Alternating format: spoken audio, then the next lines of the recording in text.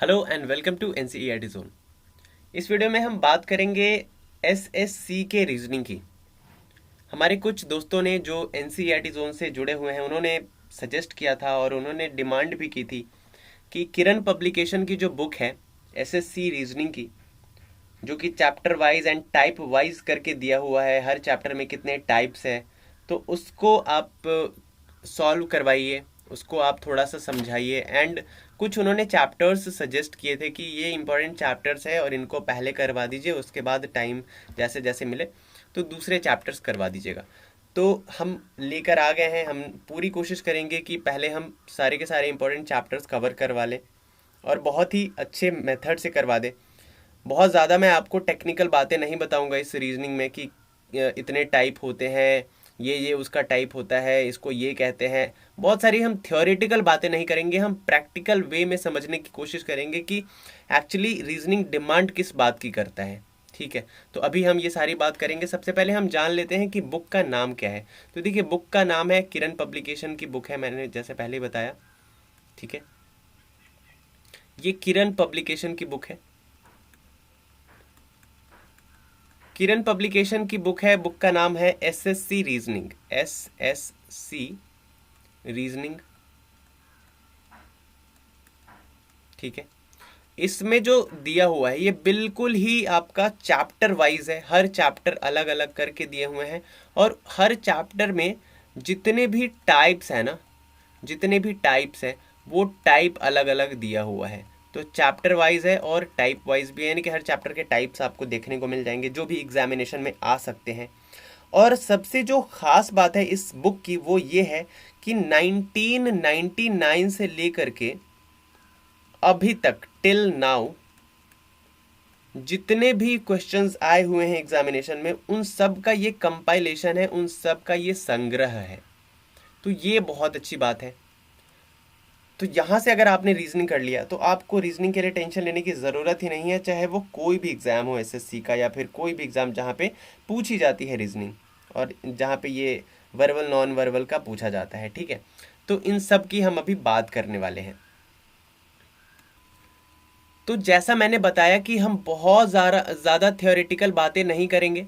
Obviously जहाँ पे ज़रूरत है, जो चीज़ें समझने की ज़रूरत है वो हम करेंगे, बाकी हम ना क्वेश्चन के थ्रू ही कॉन्सेप्ट को क्लियर करेंगे।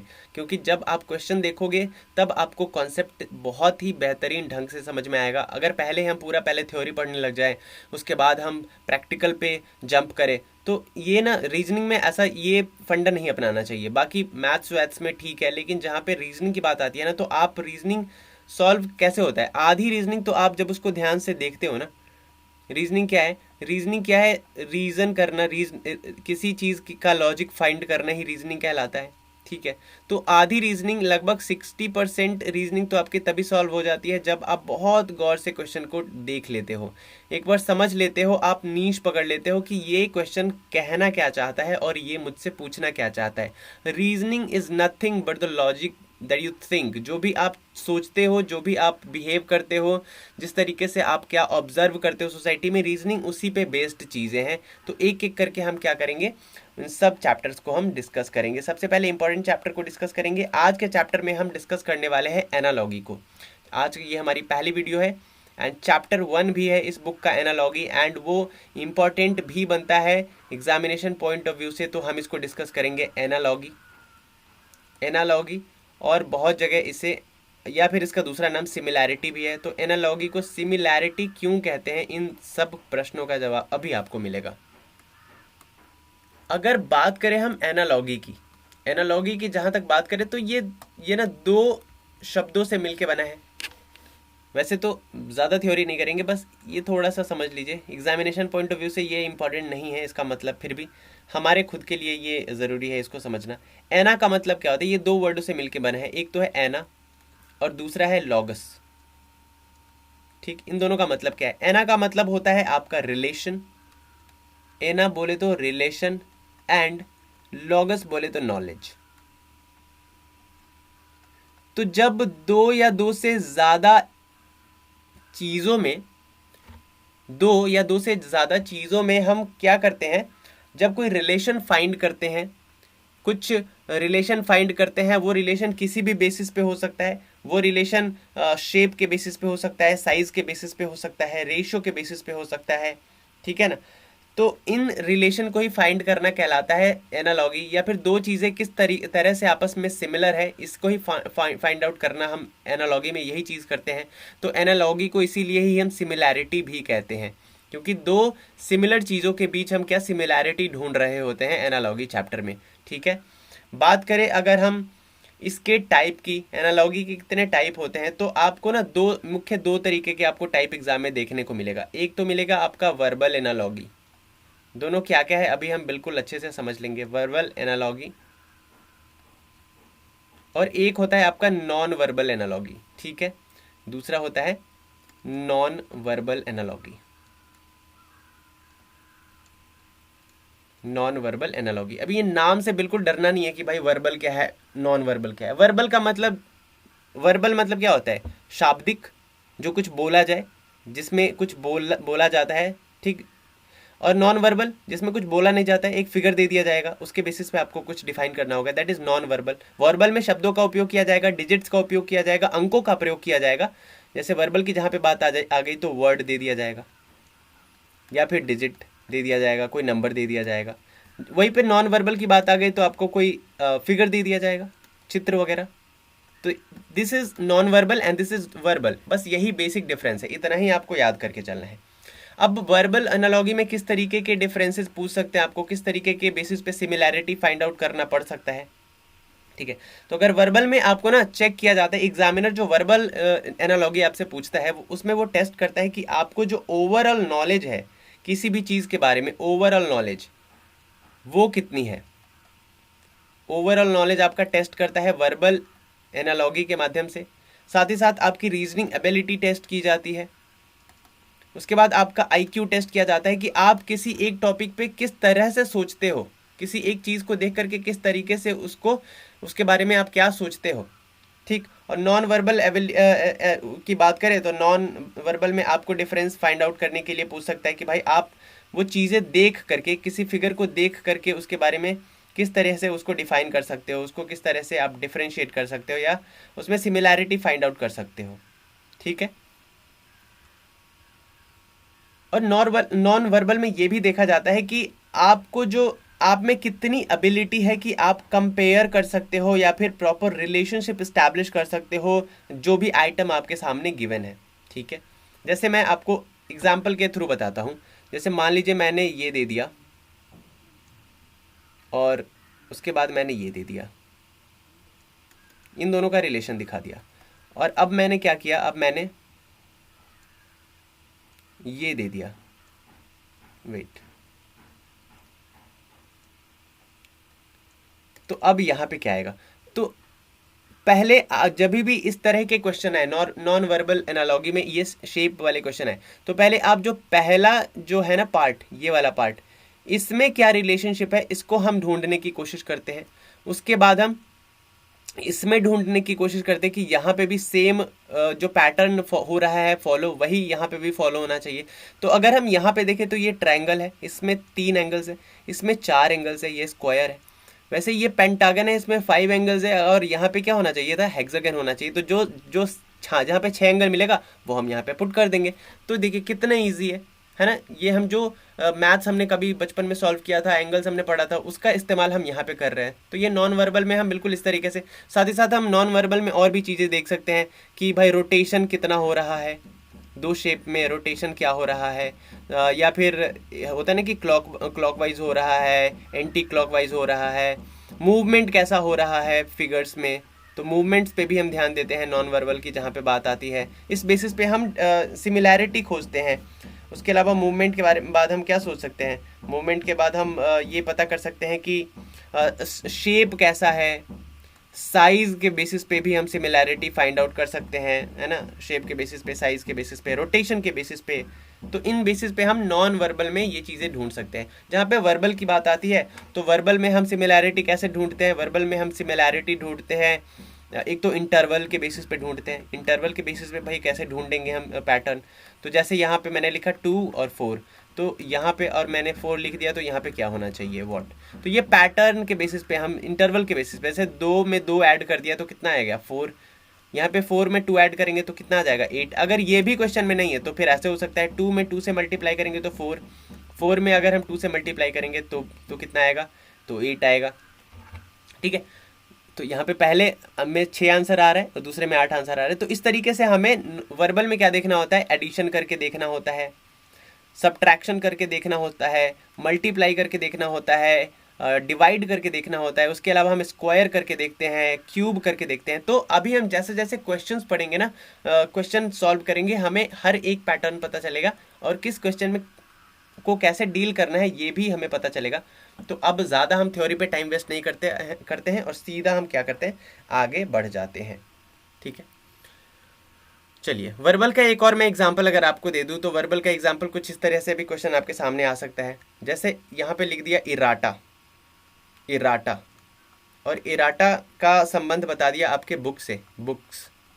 तो वैसे ही आपसे पूछ लेगा फ्लाज का रिलेशन किसके साथ है, फ्लाज का रिलेशन किसके साथ है, यहाँ पे पूछ लेगा। तो इराटा किसको कहते हैं, इराटा का मतलब होता है मिस्टेक्स, ऐसे मिस्टेक्स जो कि एक बुक जब पब्लिश कर दिया जाता है और उस बुक में जितने भी मिस्टेक्स होते हैं उसको लास्ट पेज पे लिस्ट बना करके डाल दिया जाता है, उस पेज को कहते हैं इराटा, यानी कि कलेक्शन ऑफ मिस्टेक्स जो भी एक बुक में है। वैसे ही फ्लाज का मतलब मिस्टेक होता है।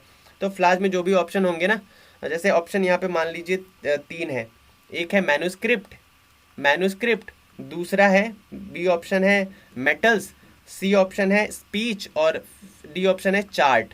तो देखिए फ्लाज का मतलब भी मिस्टेक ही होता है, और मिस्टेक मैन्युस्क्रिप्ट में भी हो सकता है, मैन्युस्क्रिप्ट के अलावा स्पीच में भी हो सकता है और चार्ट में भी हो सकता है। तो देखिए यहाँ पे 3 ऑप्शन तो होंगे नहीं आंसर में, जब तक कि ए बी और ऐसा कुछ ऑप्शन नहीं है, ए सी एंड डी ऑल ऐसा वाला अगर नहीं है, सिर्फ यही 4 ऑप्शन है। तो इसमें आप क्या करोगे, तो फ्लाज का ना आप फिर सेकेंडरी मतलब समझोगे कि भाई फ्लाज का प्राइमरी मीनिंग तो हो गया मिस्टेक, सेकेंडरी मीनिंग होता है इसका इम्प्योरिटीज, इम्प्योरिटीज।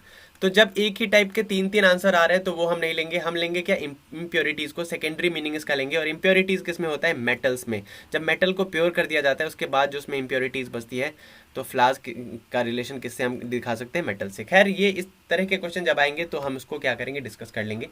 फिलहाल हम आगे बढ़ते हैं और क्वेश्चन के थ्रू हम करने की कोशिश करते हैं। पहले हम बात करते हैं थोड़ा नॉन वर्बल रीजनिंग की, क्योंकि पहले चैप्टर में नॉन वर्बल नहीं है, सिर्फ वर्बल है। तो नॉन वर्बल को थोड़ा सा हम डिस्कस कर लेते हैं। देखिए जैसा मैंने बताया आपको कि नॉन वर्बल में क्या रहेगा, नॉन वर्बल में आकृति दे दी जाएगी, फिगर्स दे दिए जाएंगे और उस पर आपको सिमिलैरिटी ढूंढनी पड़ेगी, इसलिए इसको सिमिलैरिटी भी कहते हैं। कह रहे हैं कि ए का जिस तरीके से रिलेशन है बी के साथ, वैसे ही यहाँ पे क्या आएगा इन चारों ऑप्शन में से, ये 5 ऑप्शन है, 5 ऑप्शन में से यहाँ पे क्या आएगा। तो अगर आप गौर से देखें तो ये जो है ना, इसको फोल्ड कर दिया है नीचे की तरफ। अभी कैसे फोल्ड कर दिया है अभी बताता हूँ, बिल्कुल कुछ नहीं करना है, मैं फिगर आपको बता देता हूँ। ये ट्रायंगल है, ठीक, ट्रायंगल है, और इस पे क्या बना हुआ है, पेंटागन बना हुआ है, कुछ इस तरीके से बना हुआ है। अगर मैं इसको यहाँ से कट कर दूँ, यानी कि कट करने का मतलब क्या है कि मैं इसको आधा कर रहा हूँ, आधा कर रहा हूँ ऊपर से। अगर मैं आधा कर रहा हूँ और इसको आप हटा दीजिए, ऊपर वाले पार्ट को हटा दीजिए, मतलब आधा कर दिया तो ऊपर वाला तो गायब हो जाएगा ना। अगर मैंने इसको मिटा दिया, वेट अ सेकेंड, अगर मैंने इसको मिटा दिया तो, अच्छा रुक जाइए 1 सेकेंड रुक जाइए, मैं फिर से बनाता हूँ और इस बार आप देखिए कि आपको कैसे लगता है। जैसे ये देखिए,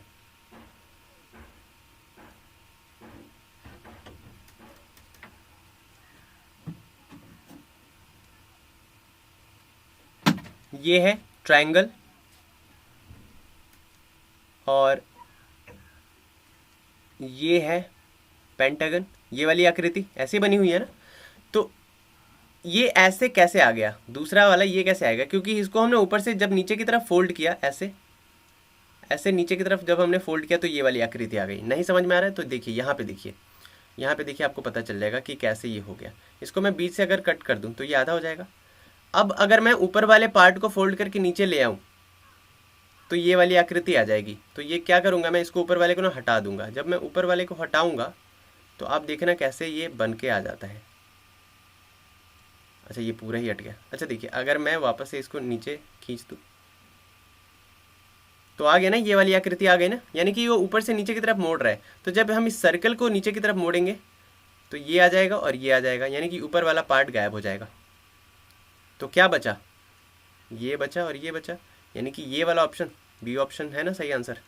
आया समझ में? आई होप आ गया होगा समझ में। चलिए, तो इस तरीके से हमें जज करना होता है। अब इसमें देखिए प्रॉब्लम फिगर में, ये प्रॉब्लम फिगर देखिए, ये पूरा सर्कल है और ये यहाँ पे थोड़ा कट है और ये स्क्वायर ही है बट थोड़ा मतलब रोम्बस हम इसको कह सकते हैं, रोम्बस है, ठीक। तो रोम्बस जो है ये वाला ना, यहाँ पे क्या हो रहा है, ये वाला पार्ट उठ करके यहाँ पे शिफ्ट हो जा रहा है, इस साइड हो जा रहा है, और ये वाला नीचे आ जा रहा है, इधर आ जा रहा है। लेकिन ये जो एक लाइन है ना बढ़ जा रहा है, यहाँ पे देखिए, ये तो एज इट इज़ उठ के यहाँ पे आ गया और ये वाला पार्ट यहाँ पे आ गया, लेकिन एक जो लाइन है वो बढ़ा दिया। तो हमें सेम इसके साथ भी करना है। ये वाला पार्ट कहाँ पे गया था, इस साइड गया था, तो हम यहाँ पे खींच लेते हैं, ऐसा खींच लेते हैं सबसे पहले। ये वाला पार्ट यहाँ पे उठ के चला गया, तो ये वाला पार्ट इधर आ जाएगा उठ के, है ना। और उसके बाद ये वाला पार्ट नीचे की तरफ आ जाएगा और एक लाइन बढ़ गई थी, तो इसमें तो कोई लाइन ही नहीं है, तो हम एक लाइन दे देंगे। अगर एक लाइन रहता तो दो हो जाता। तो ये वाला फिगर जिसमें हो ना, यही आंसर होगा। अब देखते हैं कहाँ पे है ऐसा फिगर। तो ये वाला फिगर आना चाहिए। ये वाला फिगर कहाँ पे है देख लेते हैं। ये देखिए इसमें है ये वाला फिगर, फिफ्थ ऑप्शन सही आंसर हो जाएगा। ठीक है, चलिए आगे बढ़ते हैं। तो इसी तरीके से करना है। अब ये देखिए ये क्या हो रहा है, ये 180 से मुड़ रहा है। कैसे मुड़ रहा है, 180 मुड़ रहा है एंटी क्लॉकवाइज, ऐसे इस तरह से 180 मुड़ के ये ऐसा हो गया। इसको जब हम 180 मोड़ेंगे ना तो ये कैसा हो जाएगा, इसको जब मोड़ेंगे तो है ये बिल्कुल ही ऐसा हो जाएगा। ठीक, तो ए ऑप्शन सही आंसर इसका हो जाएगा। तो इस तरीके से हमें करना है क्या, इस तरीके से हमें करना है नॉन वर्बल को। लेकिन इस चैप्टर में सिर्फ और सिर्फ वर्बल है। तो अब हम बढ़ते हैं अपने चैप्टर की तरफ, जो हमारा पहला चैप्टर कह रहा है एसएससी रीजनिंग का। टाइप 1 से लेकर के टाइप 5 तक है, हम सबको एक एक करके देखेंगे। सबसे पहले हम बात करते हैं टाइप 1 की। तो टाइप 1 में देखिए ये वर्बल है, इसको कहते हैं वर्बल। वर्बल में टोटल आपकी लॉजिकल एबिलिटी पूछता है, टोटल आप किस तरीके से सोच सकते हैं, किस तरीके से ऑब्जर्व करते हैं। इसमें कुछ ट्रिक काम नहीं करेगा, कुछ ट्रिक नहीं काम करेगा। आपके पास कितना नॉलेज है, आप कितना ज़्यादा ऑब्जर्व करते हैं, ये ही चीज़ आपको काम आएगी। कहाँ पे, वर्बल एनालॉगी में, जब आपको सिमिलैरिटी फाइंड करने के लिए बोला जाएगा। अब यहाँ पे देखिए कह रहे हैं कि टच करने से होता है फील। टच करने से किस चीज़ का एहसास होता है, फील का एहसास होता है। ऐसा लगता है कि मतलब फील हो रहा है टच करने पे, जैसे आपने किसी को छुआ तो उसे फील होगा। ऐसे किसी को ग्रीट आप करेंगे तो उसे क्या लगेगा, उसे लगेगा कि भाई एक्नॉलेजमेंट का एहसास होगा कि मेरे को एक्नॉलेज कर रहा है। मान लो आपने अपने टीचर को प्रणाम किया, रास्ते में मिल गए कहीं पे, आपने बोला प्रणाम सर, तो उसे क्या लगेगा कि हाँ मुझे एक्नॉलेज कर रहा है, मुझे पहचान रहा है, इसीलिए मुझे ग्रीट कर रहा है, मुझे सम्मानित कर रहा है। ठीक, तो सेकंड ऑप्शन सही आंसर हो जाएगा।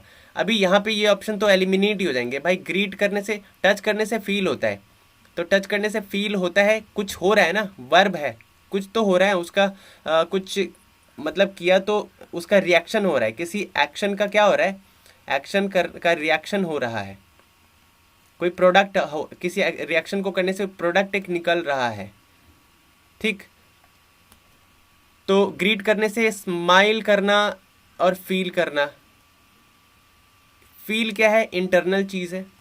एक्नॉलेजमेंट का एहसास होना भी इंटरनल चीज़ है। तो स्माइल तो भाई बाहरी चीज़ है ना, स्माइल तो दिख जाती है, तो ये तो पहले एलिमिनेट हो जाएगा। सक्सेस और ये तो कुछ हो ही नहीं रहा है, मतलब बन ही नहीं रहा है, मतलब इसका तो एक्नॉलेजमेंट हो जाएगा ग्रीट के बदले में। ठीक है, सेकेंड क्वेश्चन है, हाउस जिस तरह से रिलेटेड है रूम से, वैसे ही वर्ल्ड रिलेटेड है किस चीज़ से।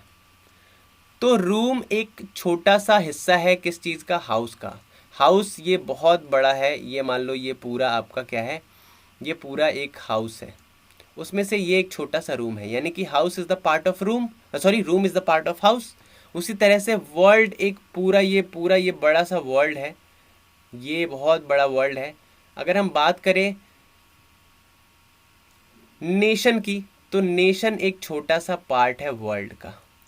सन नहीं होगा, एयर नहीं होगा, लैंड नहीं होगा, क्योंकि ये चीज़ें जो नेचुरल चीज़ें हैं या फिर जो जोग्राफिकल चीज़ें हैं वो नहीं आएंगी। ये जो आर्टिफिशियल चीज़ है ना वो आएंगी इसके अंदर। तो जिस तरीके से रूम एक रूम है, वो हाउस का एक हिस्सा है, वैसे ही जो एक नेशन है यानी कि एक कंट्री जो है, एक कंट्री वो एक वर्ल्ड का हिस्सा है, क्योंकि वर्ल्ड में बहुत सारे कंट्रीज है, जिस तरीके से हाउस में बहुत सारे रूम्स होते हैं वैसे ही वर्ल्ड में बहुत सारे नेशंस होते हैं। तो 4 ऑप्शन सही आंसर हो जाएगा। किस तरीके से लॉजिक लगाना है पता चल रहा है ना आपको, एलिमिनेट भी करना है। अब आप कहोगे कि सर वर्ल्ड का ही पार्ट तो सन है, वर्ल्ड का ही पार्ट तो लैंड है, वर्ल्ड का ही पार्ट तो एयर है, तो ऐसा नहीं होगा, क्योंकि भाई रूम जिस तरीके से संबंधित है हाउस से, उसी तरह से एक चीज़ को संबंधित होना है वर्ल्ड से। तो सन और रूम में कहाँ कोई ये हो पा रहा है, सिमिलैरिटी बन पा रही है, थोड़ा बहुत तो लॉजिकल होना चाहिए ना।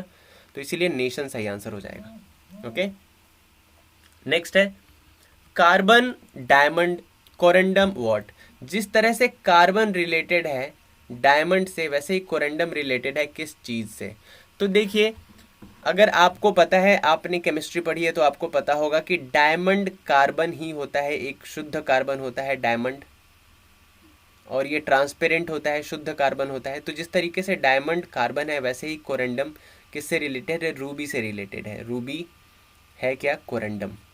ठीक, आई होप ये समझ में आ गया होगा। ये साइंस का पार्ट था, तो इसके लिए आप लॉजिक क्या लगा लोगे, आपने साइंस पढ़ा है तो आप इसका आंसर कर पाओगे, नहीं पढ़ा है तो नहीं कर पाओगे, सीधी सी बात है।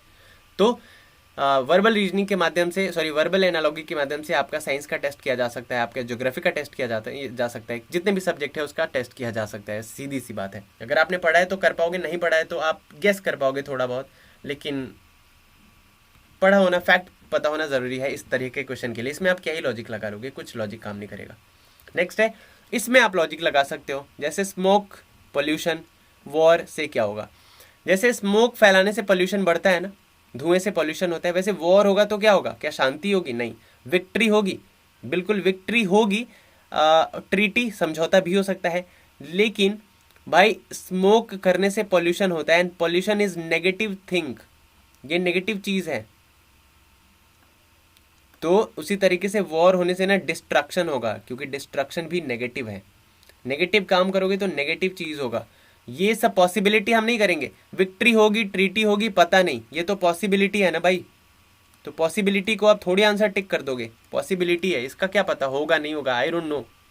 पीस होगा होगा नहीं होगा, आई डोंट नो, लेकिन डिस्ट्रक्शन इज श्योर, डिस्ट्रक्शन होना ही होना है, भले ही बाद में शांति हो जाए। क्या आपने कभी सुना है कि भाई लड़ाई होने के बाद शांति कायम हो गई, नहीं, लड़ाई होने के बाद लोगों की जानें गई, सामान की क्षति हुई, पैसे बर्बाद हुए, यही सब होता है। तो भाई वॉर होने के बाद डिस्ट्रक्शन इज मस्ट, बाकी चीज़ें पॉसिबिलिटी है, आई डोंट नो होगी नहीं होगी, इसलिए हम तीनों को छोड़ेंगे, आंसर किसको करेंगे, डिस्ट्रक्शन को। क्लियर है। नेक्स्ट है, इंक जिस तरह से रिलेटेड है पेन से, ब्लड किससे रिलेटेड है। अच्छा, इंक कहाँ पे भरा होता है, इंक भरा होता है पेन में, तो ब्लड कहाँ पे भरा होता है, ब्लड भरा होता है वेन में, यानी कि हमारे नसों में, तो when is the right answer, third option हो जाएगा। क्लियर, इस तरीके से रिलेट करना है। तो ये था हमारा टाइप 1। टाइप 1 के और भी बहुत सारे क्वेश्चंस हैं, हमने अभी 5 को ही उठाया है, बिकॉज मैंने जैसा बताया कि this was the introduction video. अगर आप ये पूरा वीडियो देखोगे, आपको पसंद आएगा, लगेगा कि हाँ समझ में आ रहा है, मज़ा आ रहा है, तो आप कमेंट करके बताओगे कि सर और भी क्वेश्चंस जो भी बचे हुए हैं ना, रिमेनिंग क्वेश्चंस, वो करवा दीजिए मुझे, हमें, तो मैं करवाऊंगा, अदरवाइज कुछ मतलब नहीं बनता है करवाने का, ठीक है ना। अगर आप खुद से कर लेते हो तो बहुत अच्छी बात है, फिर मैं दूसरा चैप्टर करवा दूंगा। अगर आपको दूसरा कोई चैप्टर पढ़ना है तो आप कमेंट करोगे कि सर नेक्स्ट चैप्टर करवाइए, बाकी क्वेश्चन बचे हुए हम खुद कर लेंगे। अगर आपको क्वेश्चन करने हैं तो कमेंट करना है कि हाँ सर बचे हुए क्वेश्चन भी करवा दीजिए, बाद में नेक्स्ट चैप्टर करवाइएगा। तो ये 2 ऑप्शन आपके पास है, ठीक है। आगे बढ़ते हैं, बात करते हैं टाइप 2 की। टाइप 2 में अब क्या रहेगा, टाइप 2 में अब ये देखिए, ये नंबर्स से रिलेटेड है, इसमें आपको लॉजिक फाइंड आउट करना पड़ेगा नंबर्स में, कि ये जिस तरीके से एक सेट गिवन है ना, और बाकी ये 4 सेट गिवन है, 1 2 3 4, इनमें सेम जो लॉजिक यहाँ पे फॉलो हो रहा है ना ये गिवन सेट में, वैसा ही इनमें से किसी में फॉलो हो रहा है, वही आंसर हो जाएगा। यानी कि सिमिलैरिटी ढूंढना है, इसके सिमिलर क्या है इन चारों में से, 1 2 3 और 4, इन चारों में से जो भी सिमिलर होगा वही आपका आंसर है। क्लियर। तो सबसे पहले हम ऐसे क्वेश्चंस में क्या करते हैं कि हम जो सेट गिवन है उनका लॉजिक फाइंड करते हैं, 3 7 एंड 15। अब ये जब पैटर्न आप सॉल्व करोगे ना, आप लॉजिक फाइंड आउट करोगे कि क्या चल रहा है, तो इसमें आपको ना बिल्कुल जीरो से शुरुआत करनी है। जीरो बोले तो मैथ्स का बोर्ड मास नियम आपको पता होगा, राइट? बोर्ड मास नियम यहाँ पे फॉलो करना है। सबसे पहले आप एडिशन करके देखिएगा कि भाई एडिशन से मेरा काम बन जा रहा है क्या। अगर एडिशन से काम बन जा रहा है तो बस वहीं पे लॉजिक फाइंड आउट हो गया। नहीं तो सब्ट्रैक्शन की तरफ जाइएगा, उससे भी नहीं होगा तो मल्टीप्लिकेशन की तरफ जाइएगा, और उससे भी नहीं हुआ तो डिवीजन की तरफ जाइएगा, उससे भी नहीं हो रहा है तो भाई थोड़ा स्क्वायर की तरफ मूव कर जाइएगा, स्क्वायर, और उससे भी नहीं हुआ तो थोड़ा क्यूब की तरफ मूव कर जाइएगा, क्यूब कर लीजिएगा। तो यही आपको यहीं से रिलेशन फाइंड आउट करना है, इन्हीं मेथड से, ठीक। कभी कभी हमें लगता है कि यार बहुत बड़े बड़े नंबर्स है तो क्या इसमें मल्टीप्लाई कर दूं क्या, तो खैर ये बात भी अभी मैं समझाऊंगा, लेकिन आपको इस तरीके से थोड़ा करके चलना है। अभी मैंने ये बता दिया कि भाई पहले एडिशन करना है तो एडिशन ही आप करने लग जाओ, ऐसा भी नहीं करना, थोड़ा अपना दिमाग भी लगाना कि मान लो बहुत बड़े बड़े नंबर्स दिए हैं, आपको लग रहा है कि मैं क्या ऐड करूंगा इसमें, तो उसमें डायरेक्ट मल्टीप्लाई करके देख लीजिएगा। तो थोड़ा आप खुद भी अवेयर रहना है, ठीक है। क्वेश्चन करते हैं, समझ में आएगा। 3 7 15, 3 में अगर हम जोड़ दे क्या, +4 कर दे तो क्या आ जाएगा, 7 आ जाएगा, और 7 में +8 कर दे तो क्या आ जाएगा, 15 आ जाएगा। यही हो रहा है ना। 3 में ऐड कर दिया 4 तो 7 आ गया, और 7 में ऐड कर दिया 8 तो 15 आ गया, यानी कि 4 यहाँ पे और यहाँ पे 8, यानी कि इसका डबल, इसका दुगना हमने ऐड करा। यही तो हमने किया, राइट? तो यही लॉजिक हमें इसमें फाइंड आउट करना है, तो किस में हो रहा है, यानी कि पहले हमें 4 ऐड करके देखते हैं, उसके बाद हमें 8 ऐड करना है, यही करना है ना। तो 2 में 4 ऐड किया तो 6 हो गया, बट 6 में 8 ऐड करेंगे तो 14 होगा, तो ये एलिमिनेट हो गया। 4 में हमने ऐड कर दिया 4 तो 8 हो गया, यहाँ तक तो फॉलो हो रहा है। अब हमें क्या ऐड करना है, यहाँ पे क्या ऐड करना है, यहाँ पे हमें +8 ऐड करना है, तो 8 में 8 ऐड करेंगे तो 16 होगा, ये भी एलिमिनेट हो गया। इसमें देखते हैं, 5 में हमने +4 किया तो 9 आ गया, और 9 में +8 किया तो 17 आ गया, ये फॉलो हमारा हो रहा है बिल्कुल, तो ये ऑप्शन सही हो जाएगा बिल्कुल, है ना। ये और इसमें सेम पैटर्न फॉलो हो रहा है, तो 3 is similar to this equation. Okay, आगे बढ़ते हैं। आई होप आपको समझ में आ रहा है। अभी ये वाला पढ़ते हैं कि ये कैसे हुआ। 3 18 एंड 36, ये किस तरीके से चल रहा है, पैटर्न कैसे बन रहा है।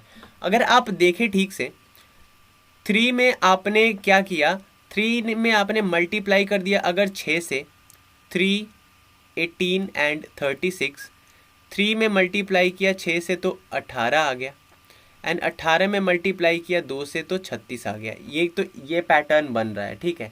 तो ऐसा हम कर सकते हैं क्या, पहले 6 से मल्टीप्लाई कर दे फिर 2 से मल्टीप्लाई कर दे। तो अगर हम यहाँ पे देखें पहले ऑप्शन में 2 में मल्टीप्लाई किया 6 से तो 12 आया, तो ये तो पहले ही एलिमिनेट हो गया ये वाला ऑप्शन, क्योंकि यहाँ पे 10 है। 12 में मल्टीप्लाई किया 6 से तो 72 आया, बिल्कुल सही। अब 2 से मल्टीप्लाई करना है 72 को, तो 144 आना चाहिए था ना, यहाँ पे तो 96 है, तो ये भी हो गया एलिमिनेट। अगर यहाँ पे देखें 4 में मल्टीप्लाई किया 6 से तो 24 आया, बिल्कुल सही, अभी तक सही जा रहा है। इंटू 2 किया अब तो 48, यानी कि ये वाला और ये वाला लॉजिक बिल्कुल सही हो रहा है। तो यानी कि 3 ऑप्शन सही हो जाएगा, इसके बराबर हो जाएगा, third option is the right answer. Okay, चलिए नेक्स्ट है। इसमें कह रहा है कि 7 15 एंड 31। देखिए आप खुद भी सॉल्व करने की कोशिश कीजिए, मेरा ये ना वीडियो पॉज कर दीजिएगा आप 5 सेकेंड 10 सेकेंड 1 मिनट के लिए, जब तक आप सॉल्व कर रहे हो, उसके बाद आकर के दोबारा देख लीजिएगा। तो आप क्या कर सकते हो, इस तरीके से आप प्रैक्टिस कर सकते हो, वरना आपको सिर्फ मेरा ही देखना है तो मेरा भी देख सकते हो। तो 7 15 31 कैसे हुआ, देखिए इसमें क्या हो रहा है। 7 में मैं अगर ऐड कर दूं भाई, 7 में मैं अगर ऐड कर दूं 8 तो कितना हो जाएगा 15, और 15 में ऐड कर दूं कितना 16 तो कितना हो जाएगा 31। यानी कि हो क्या रहा है, पहले 8 ऐड कर रहे हैं फिर 8 का डबल ऐड कर रहे हैं, यानी कि 8 ऐड कर रहे हैं फिर 8 इंटू 2 ऐड कर रहे हैं, और लंबा सीरीज रहता तो 8 इंटू 3 ऐड करते हैं, यानी कि यहाँ पे 24 ऐड करते हैं, 24 ऐड करते, या फिर हो सकता है 16 का डबल 32 ऐड कर सकते थे। तो खैर हमें इतना आगे नहीं जाना है, हमने देखा कि यहाँ पे हमने 8 ऐड किया, यहाँ पे 16 ऐड किया। तो क्या इस तरीके का कोई पैटर्न यहाँ पे फॉलो हो रहा है इस गिवन सेट में। तो अगर हम बात करें पहले की, तो पहले में 7 13 और 28 है, तो पहले हमें 8 ऐड करना है तो 15 आना चाहिए, यहाँ पे 13 है तो ये एलिमिनेट हो गया। 5 में हमें 8 ऐड करना है तो 13 आ गया, बिल्कुल सही, अभी तक तो सही जा रहा है। अब हमें क्या ऐड करना है 16 ऐड करना है, तो 16 ऐड करेंगे तो 29 आना चाहिए, यहाँ पे 28 है तो ये एलिमिनेट हो गया। लेकिन हमें हमारा आंसर मिल गया, आंसर क्या है 5 13 और 29। तो हमें ये सॉल्व करने की ज़रूरत ही नहीं है, हम सीधा डायरेक्ट इसको ही टिक कर देंगे। देखिए यहाँ पे मैं सारे ऑप्शंस को एक एक करके चेक कर रहा हूँ, बट आपको ऐसा बिल्कुल नहीं करना है एग्जाम में। आपको आंसर पता है, देख के आपको आंसर समझ में आ गया तो आप डायरेक्ट 4 टिक करो ना, क्यों ये सब चेक करना है, समझ रहे हो ना। यहाँ पे मैं एलिमिनेशन मेथड इसलिए अपना रहा हूँ क्योंकि आपको समझाना है, वरना मैं एग्जाम में होता तो मैं डायरेक्ट 4 ऑप्शन टिक करता और निकल जाता आगे। क्लियर है? ओके, नेक्स्ट है 63, 49 एंड 35। 63, 49 एंड 35। अभी यहाँ पे क्या हो रहा है, अभी यहाँ पे ना आप कंफ्यूज हो जाओगे। आप पहले सोचोगे कि यार देखो यहाँ से ना 14 को मैंने माइनस कर दिया, 63 में से 14 माइनस किया तो क्या आया 49। अब यहाँ से भी माइनस मैं 14 कर दूँ तो 35 आ रहा है बिल्कुल।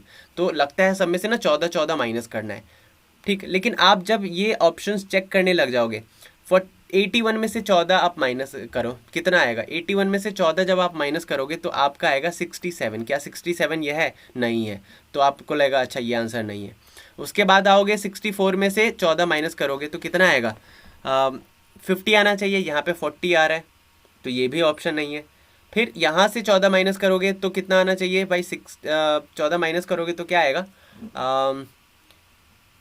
58 आना चाहिए था, ठीक है। बट यहाँ पे तो 40 है, ये भी नहीं है और ये भी नहीं हो रहा है।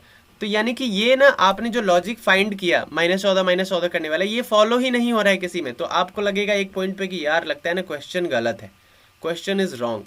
बट ऐसा नहीं है, एसएससी ने पूछा हुआ है सीपीओ सब इंस्पेक्टर के एग्जाम में और सही, और ये प्रिंटिंग भी बिल्कुल सही है। तो लॉजिक हो सकता है कुछ और हो। लॉजिक क्या है? तो इसमें लॉजिक ये है कि 9 इंटू जब 7 करोगे आप, ठीक है, वेट 7 इंटू 9, ये देखिए 63, 49 एंड 35। तो 7 इंटू 9 63 हो रहा है, क्लियर। 7 इंटू 7 49 हो रहा है एंड 7 इंटू 5 35 हो रहा है। ये वाला लॉजिक है। यानी कि 7 में पहले 9 से मल्टीप्लाई किया, फिर 7 में 7 से, फिर 7 में 5 से, यानी कि दो कम करके 7 से मल्टीप्लाई हम कर रहे हैं। सेम यहाँ पे देखेंगे पहले ऑप्शन में, पहले ऑप्शन 81 है तो 81 क्या हो जाएगा 9 इंटू 9। वैसे ही दूसरा है 63 यानी कि 9 इंटू 7, और तीसरा है 45 यानी कि 9 इंटू 5। तो यहाँ पे भी हो रहा था 7 इंटू 9, 7 इंटू 7, 7 इंटू 5, यहाँ पे हो रहा है 9 इंटू 9, 9 इंटू 7, 9 इंटू 5, यानी कि ये वाला ऑप्शन बिल्कुल सही आंसर है, ठीक है। अभी आप बोलोगे कि सर आपने बोला कि पहले वाले में 7 इंटू 9 हो रहा था, फिर 7 इंटू 7, फिर 7 इंटू 5, तो ये तो समझ में आ गया कि पहले 9 से मल्टीप्लाई कर रहे हैं, फिर 7, फिर दो कम करके कर रहे हैं सेकंड वाला नंबर डिजिट। बट ये पहला वाला यहाँ पे 7 है तो यहाँ पे भी 7 होना चाहिए, तो नहीं, ऐसा बिल्कुल नहीं है। यहाँ पे लॉजिक ये है कि ये जो नंबर्स आ रहे हैं ना, वो सिर्फ 7 को पहले 9 से मल्टीप्लाई करने पे आ रहा है, फिर 7 से मल्टीप्लाई करने पे आ रहा है, और फिर 5 से मल्टीप्लाई करने पे आ रहा है। और उसी तरीके से इसमें एक लॉजिक फाइंड करना है कि कोई एक ही नंबर हो, चाहे वो 8 हो सकता है, 6 हो सकता है, 5 हो सकता है। तो यहाँ पे हमें वो नंबर 9 मिल गया, तो 9 को पहले 9 से मल्टीप्लाई करना था, फिर 7 से, फिर 5 से। तो ये सेम लॉजिक यहाँ पे फाइंड हो गया, क्लियर। चलिए नेक्स्ट है 2, 14, 16। 2, 14, 16 ये क्या चल रहा है भाई, क्या है ये पैटर्न, क्या है? पहले तो हमें इसका लॉजिक फाइंड करना है कि भाई क्या है ये, तभी तो हम यहाँ पे आज आ पाएंगे। तो ये है, देखिए 2 में मैं पहले 7 से मल्टीप्लाई कर दिया तो 14 आ गया, और 14 में यही दो नंबर जोड़ दिया तो 16 आ गया। यानी कि पहले जो पहला नंबर है उसको आप 7 से मल्टीप्लाई करो तो दूसरा आ जाएगा, और दूसरे नंबर में पहले नंबर को ऐड कर दो तो तीसरा नंबर आ जाएगा। यही तो हो रहा है, यही हो रहा है ना। वैसे यहाँ पे देखिए, अगर पहले को 7 से मल्टीप्लाई करते तो 14 आना चाहिए था ना, तो यहाँ पे तो 7 है, तो ये तो एलिमिनेट हो गया। थर्ड ऑप्शन में देखिए, पहले को 7 से मल्टीप्लाई करना था ना, क्योंकि यहाँ पे 2 को 7 से मल्टीप्लाई करके तो 14 ला रहे हैं, तो 4 को 7 से मल्टीप्लाई करते तो 28 आना चाहिए था, यहाँ पे तो 16 है, ये भी गलत हो गया।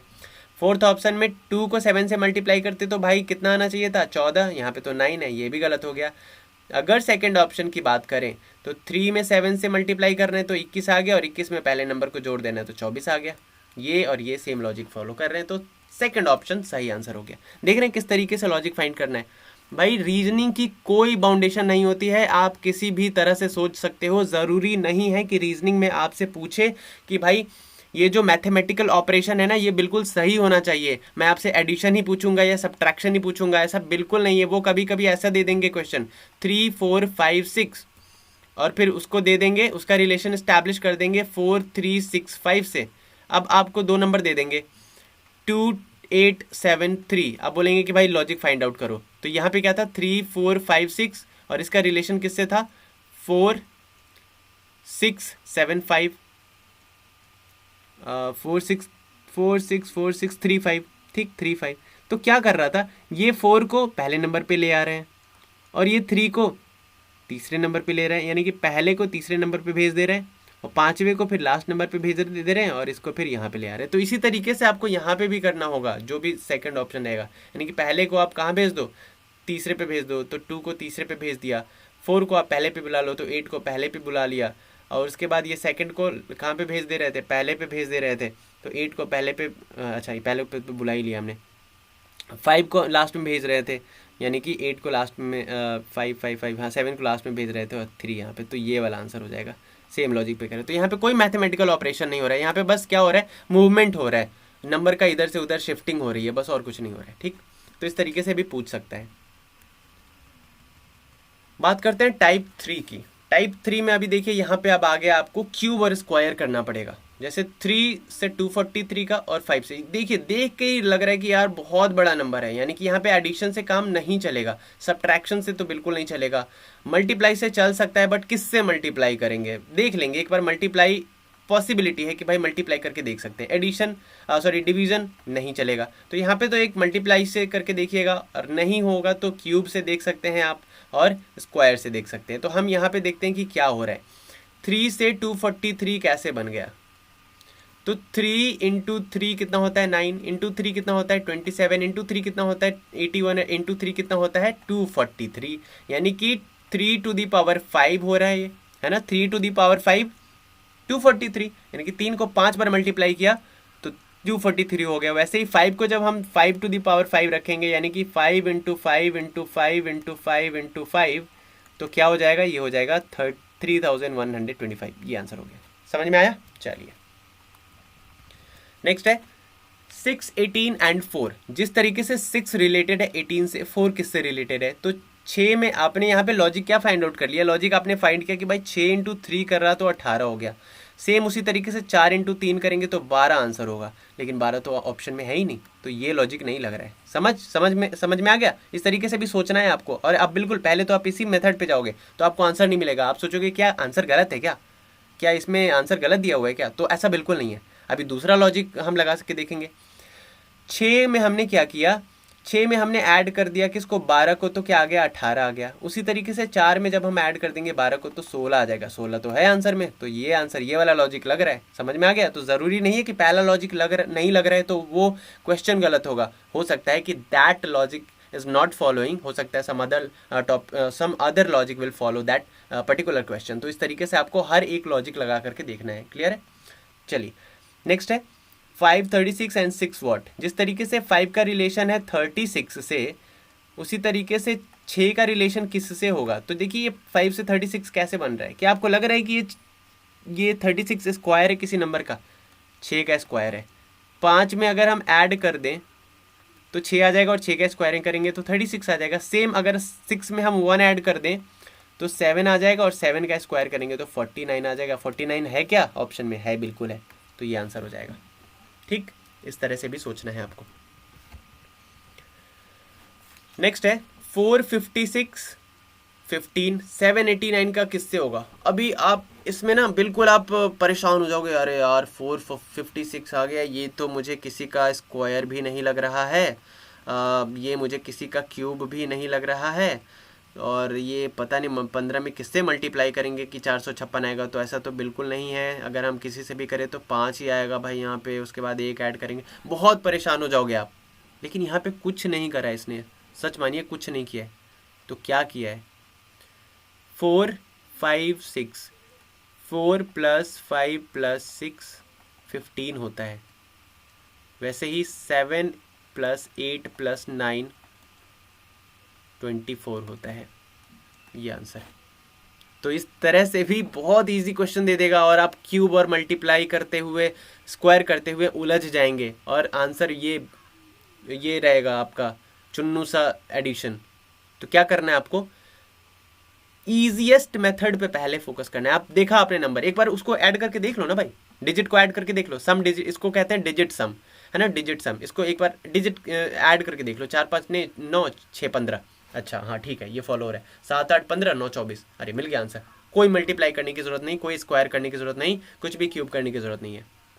तो हर एक मेथड, हर एक तरीके से सोचना है। यही तो बताता है एनालॉगी, आपको वर्बल एनालॉगी यही तो सिखाता है, वर्सेटाइल होना सिखाता है आपको, आपकी लॉजिकल थिंकिंग कैपेसिटी को बढ़ा देता है। And for this practice is must.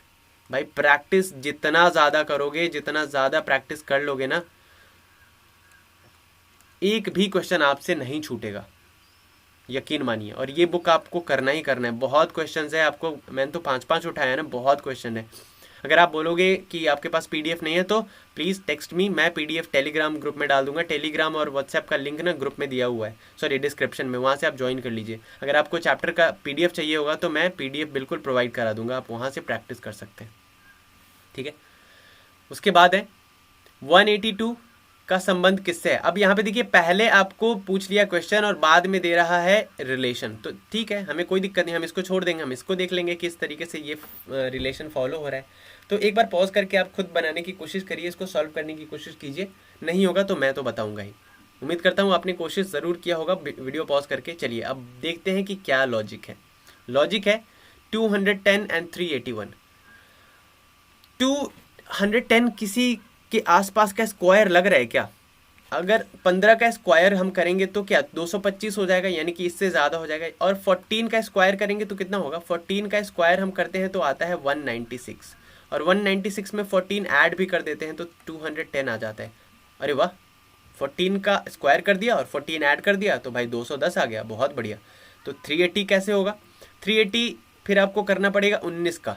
देखोगे कि नियरेस्ट स्क्वायर किसका है ये, तो ये 19 का नियरेस्ट स्क्वायर है। तो आप करते हो क्या, 19 का स्क्वायर कर देते हो तो 361 आ जाता है, और उसमें प्लस 19 कर देते हो तो 380 आ जाता है। बहुत बढ़िया। यानी कि पहले 14 का किया, उसके बाद 19 का किया, यानी कि 14 के बाद प्लस 5 किया ना आपने। सेम यहाँ पे क्या करना है, 182 किसके आसपास का स्क्वायर है, तो आप यहाँ पे करोगे ना तो आप देखोगे कि ये 13 का स्क्वायर है। 13 का स्क्वायर है 169, और इसमें ऐड कर दिया 13 तो 182 आ गया। बहुत बढ़िया। अब 13 के बाद क्या लेंगे, जैसे यहाँ पे 14 के बाद 19 किया था ना, यहाँ 13 के बाद 18 आएगा। 13 5 18 होता है। 18 का जब स्क्वायर करोगे तो क्या आ जाएगा आपका 324 और 18 ऐड कर दोगे तो कितना आ जाएगा 342। ये पहला ऑप्शन सही आंसर है। क्लियर है? तो इस तरीके से आपने देखा कि एडिशन, मल्टीप्लाई, सब्ट्रैक्शन सब कुछ करके आपको देखना है। क्लियर? जितना ज़्यादा प्रैक्टिस करोगे बहुत सही रहेगा आपके लिए। आगे बढ़ते हैं। ये है टाइप 4। टाइप 4 में देखिए, अब यहाँ पे इसको शुरू करने से पहले ना, इसको हम कहते हैं अल्फ़ाबेटिकल एनालॉगी का ये टाइप है।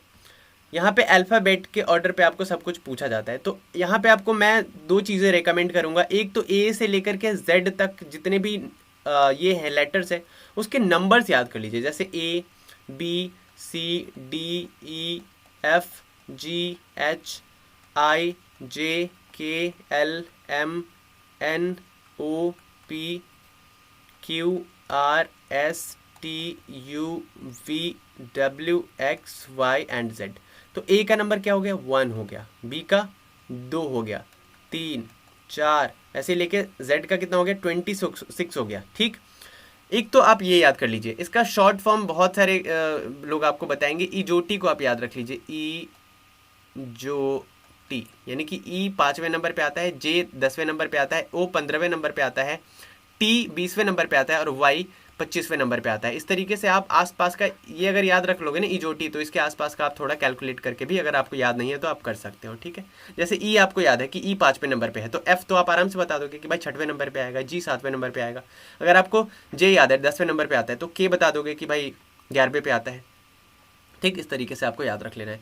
एक तो आपको ये नंबर, लेटर्स के नंबर याद रख लेने हैं, और एक लेटर का ना उल्टा लेटर याद रख लेना है कि भाई जैसे A, B, C, D, E, F, G, H, I, J, K, L, M, यहाँ तक ये आधा लेटर है। और इसके बाद ना उल्टी गिनती शुरू हो जाती है। एम का उल्टा एन, एल का उल्टा O, P, Q, R, S, T, U, V, W, X, Y, Z. तो ए का उल्टा क्या होता है? ए का उल्टा होता है जेड, बी का वाई, सी का एक्स, डी का डब्ल्यू, ई का वी, अभी मैं थोड़े कुछ और शॉर्ट फॉर्म्स बता देता हूँ जिससे आपको याद रहेगा। जैसे एक वर्ड है लव, लव वर्ड तो सबको याद रहेगा भाई, है ना, लव, प्रेम, प्यार।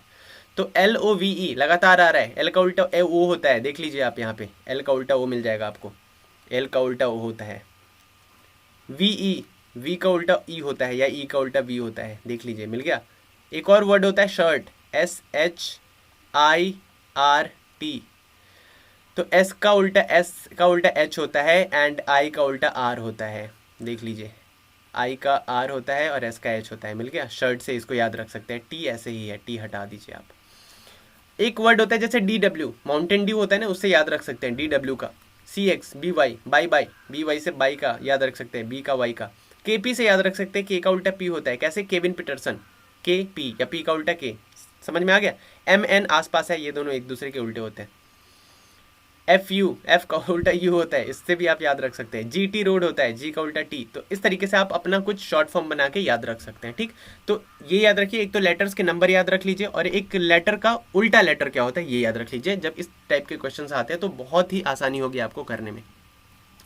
इन क्वेश्चंस में तो हमें कुछ करना ही नहीं है। ज़रूरी नहीं है कि आपको लेटर्स के नंबर याद है तो आप प्रॉपर पहले नंबर लिखिए उसके बाद सॉल्व कीजिए, नहीं भाई। ट्रेडिशनल मेथड छोड़िए, अपना मेथड लगाइए कि आप जल्दी से जल्दी कैसे कर सकते हैं। जैसे टेल और लेट है, टेल और लेट, तो आप पहले देखिए ना, आप यहाँ पे नंबर लिखने लग जाएंगे कि भाई टी का ना 20 होता है, उसके बाद ए का 1 होता है, उसके बाद एल का नंबर होता है आपका MN, यहाँ पे मैं खुद भूल गया, JKL, यस, एल का 12 होता है, ई का 5 होता है। आप ऐसे करने लग जाओगे तो बहुत टाइम लगेगा, फिर आप देखोगे कि एल कहाँ। तो आप सीधा देखिए TALE, ए अपनी ही जगह पे है, यहाँ पे भी सेकंड नंबर पे, यहाँ पे भी सेकंड नंबर पे। ई अपनी ही जगह पे, यहाँ पे भी फोर्थ नंबर पे, यहाँ पे भी फोर्थ नंबर पे। सिर्फ शिफ्ट क्या हुआ, एक्सचेंज क्या हुआ, नंबर एल और टी का पोजीशन एक्सचेंज हुआ है। तो एल को टी की जगह पे रख दिया, टी को एल की जगह पे, बस। बाकी तो दोनों कांस्टेंट है ना। तो यहाँ पे भी सेम करेंगे, ए को हम सेकंड पोजीशन पे रहने देंगे, ई को हम फोर्थ पोजीशन पे रहने देंगे, सी और एफ के पोजीशन को हम एक्सचेंज कर देंगे। तो हम क्या करेंगे, एफ को यहाँ ले आएंगे और सी को यहाँ ले आएंगे। तो face is the right answer, ये वाला ऑप्शन सही आंसर है। समझ में आ गया कितने जल्दी से हो गया। यहाँ पे हमें कुछ भी लिखने की जरूरत नहीं पड़ेगी कौन सा किसका नंबर है, बस हमने शिफ्टिंग देखी किसका पोजीशन क्या है और इससे हमारा क्वेश्चन सॉल्व हो गया। नेक्स्ट है ADHMZWSN। अभी आप सोचने लग जाओगे कि ए का उल्टा होता है Z, तो ए का उल्टा Z, डी का होता है W, डी का W, एच का होता है S, एच का S, एम का होता है N। अरे यार बहुत बढ़िया, यहाँ पे तो मेरा लॉजिक मिल गया आपको ऐसा लगेगा। फिर आप क्या करोगे, फिर आप यहाँ पे उल्टा करने चले जाओगे, सी का उल्टा कर दोगे क्या, सी का होता है X, तो आप यहाँ पे X लिख दोगे। एफ का उल्टा होता है U, आप यहाँ पे U लिख देते हो। जे का उल्टा क्या होता है, जे का उल्टा होता है Q, आप यहाँ पे Q लिख दोगे। और O का होता है L, यहाँ पे XUQL आप अब खोजने लग जाओगे कि भाई XUQL किस ऑप्शन में है, आपको कहीं पे नहीं मिला। तो यानी कि आपका ये वाला लॉजिक भाई गलत हो गया। तो यहाँ पे क्या पूछा है, अगर हम देखें ए, अभी यहाँ पे देखिए ए में अगर हम 3 ऐड कर दें, BCD आता है तो यहाँ पे D है, D में 3 ऐड कर दे, EFGH आता है, ठीक है ना, ABC। अच्छा वेट, हाँ ठीक है, देखिए ADHM, उसके बाद है ZWSN, यही है ना, ये दोनों कैसे रिलेशन है, अब इसको हम फाइंड आउट करते हैं। ए में अगर हम ऐड करें +2 तो ABC के बाद D आ गया, D में हम ऐड करें +3 तो EFG, G के बाद H आ गया, ठीक। एक्चुअली +2 यहाँ पे हो जाएगा, +3 होगा, ठीक है। वेट, हाँ, ABCD यानी कि +3 तो D आ गया, D में +4 किया तो H आ गया और +5 किया तो M आ गया, है ना। उसी तरीके से यहाँ पे अगर हम देखें तो ये माइनस हो रहा है, -3 किया तो W आ गया, -4 किया तो S आ गया और -5 किया तो N आ गया। वैसे यहाँ पे भी ये प्लस में जा रहा होगा और ये माइनस आ रहा होगा। तो CFJO अगर हम यहाँ पे देखें CFJO तो C में क्या ऐड किया होगा, DEF यानी कि +3 +4 +5 अब यहाँ पे क्या होगा, माइनस होना चाहिए इनमें से, तो माइनस कहाँ पे जा रहा है, देखिए y में से -3 कीजिए, यहाँ से आप गिनती शुरू कीजिए, यहाँ से आप शुरू कर सकते हैं VWXY, तो बिल्कुल सही, RSTUV एंड MNOPQR, तो ये पहला ऑप्शन बिल्कुल सही आंसर हो गया। ठीक है, अब घटा के देख लीजिए ना, -3 -4 -5 करके, बिल्कुल सही, ये वाला आंसर हो जाएगा। नेक्स्ट है BODQERTGANPC, अभी ये कैसे रिलेटेड है एक दूसरे से। पिछले क्वेश्चन में हमने देखा कि ये इसमें ऐड कर रहे थे तो ये आ रहा था, इसमें ऐड कर रहे थे तो ये आ रहा था, और इसमें ऐड कर रहे थे तो ये वाला आ रहा था। बट यहाँ पे क्या करना है, अगर हम B में ऐड करें, B के बाद क्या आता है, B के बाद आता है C D, उसके बाद आता है E, यानी कि हम +3 कर रहे हैं तो E आ रहा है, +3 करने पे E आ रहा है। O में हम क्या ऐड कर रहे हैं, O के बाद आता है O के बाद आता है PQR, यानी कि फिर से +3 कर रहे हैं तो R आ रहा है, यहाँ पे ऐड करने पे यहाँ वाला आ रहा है सेकंड पोजीशन। Q में हम क्या ऐड करें, Q के बाद आता है RST, यानी कि फिर से 3 कर रहे हैं तो ये T आ रहा है, यहाँ पे भी 3 करेंगे तो G आएगा, और सेम यहाँ पे भी सेम करना है, A में 3 ऐड करें तो BCD आएगा, तो यहाँ पे D आएगा, N के बाद OPQ आएगा, उसके बाद P के बाद QRS आएगा, और C के बाद DEF आएगा, तो यानी कि DQSF is the right answer, पहले ऑप्शन में है, तो ये वाला सही आंसर हो जाएगा। ठीक है, देखा आपने, तो ज़रूरी नहीं है कि आप +3 +2 करके ही करो, आप सीधा उंगली पर भी गिन सकते हो, जैसे B के बाद E आया तो B के बाद आप गिन लेना, B के बाद क्या होता है CDE, अच्छा ठीक है, DE 2 का गैप के बाद E आ गया, फिर O के 2 के गैप के बाद क्या आएगा, O के बाद 2 का गैप अगर ले तो MNO के बाद PQ, उसके बाद R आ रहा है तो R है, Q के बाद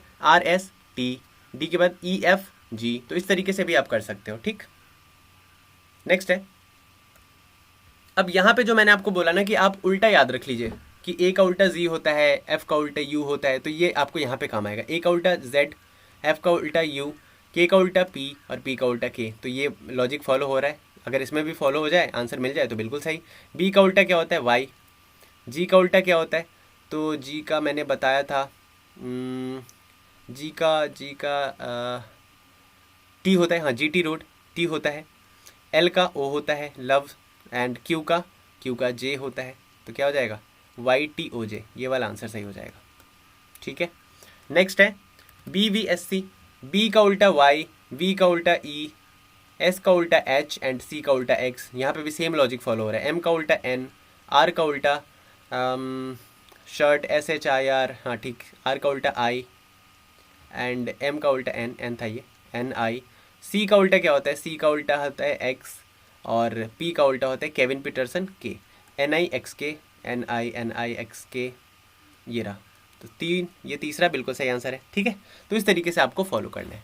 नेक्स्ट लेते हैं, टाइप 5 है और ये लास्ट टाइप है इस चैप्टर का, और 5 ही क्वेश्चन हमने इसमें किए, बहुत सारे क्वेश्चन हैं, तो मैंने जैसा कि बताया आपको, कमेंट करके ज़रूर बताइएगा कि आपको और इसी चैप्टर के अलग अलग टाइप्स के पूरे क्वेश्चन चाहिए या फिर कोई और चैप्टर चाहिए, तो उस तरीके से आप मुझे बताइएगा, और ये भी बताइएगा कि सेशन कैसा लगा, समझ में आया या नहीं आया, कमेंट करके बताइएगा।